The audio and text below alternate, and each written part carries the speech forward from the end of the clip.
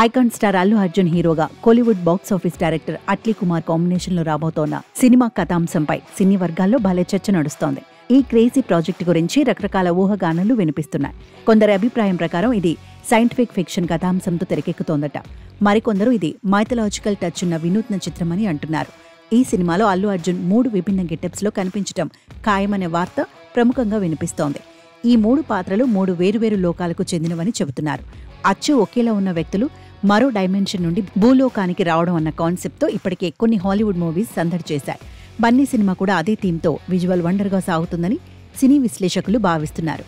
ఈ ఊహాగానాలు అల్లు అర్జున్ ఫ్యాన్స్లో ఈ సినిమాపై అంచనాలను తారాస్థాయికి చేర్చాయి.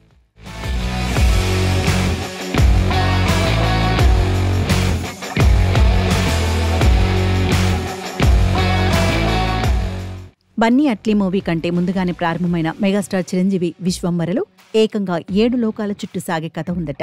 సోషియో ఫ్యాంటసీగా రూపొందుతున్న ఈ చిత్రానికి వశిష్ఠ దర్శకత్వం వహిస్తున్నారు. ఈ మూవీ ఈ ఏడాది సంక్రాంతి బరిలోనే దూకుతుందని వినిపించింది. అయితే వీఎఫ్ఎక్స్ కారణంగా ఆలస్యమైందని అన్నారు.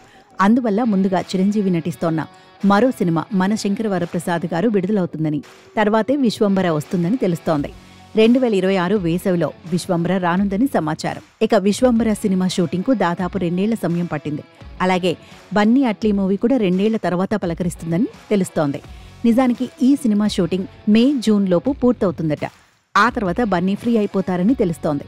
అల్లు అర్జున్ అట్లీ సినిమా షూటింగ్ 2026 జూన్లో ముగిసిన భారీ విజువల్స్ ఉన్నందున వీఎఫ్ఎక్స్ వర్క్ కోసం దాదాపు 8 నెలల సమయం పడుతుందని యూనిట్ వర్గాలు చెబుతున్నాయి.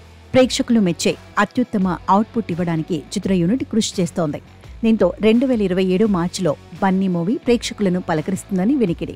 ఏది ఏమైనా ప్రస్తుతం సినీ ఫ్యాన్స్లో మాత్రం అల్లుడు 3 అంటే మామ 7 అంటున్నాడని టాక్ నడుస్తోంది.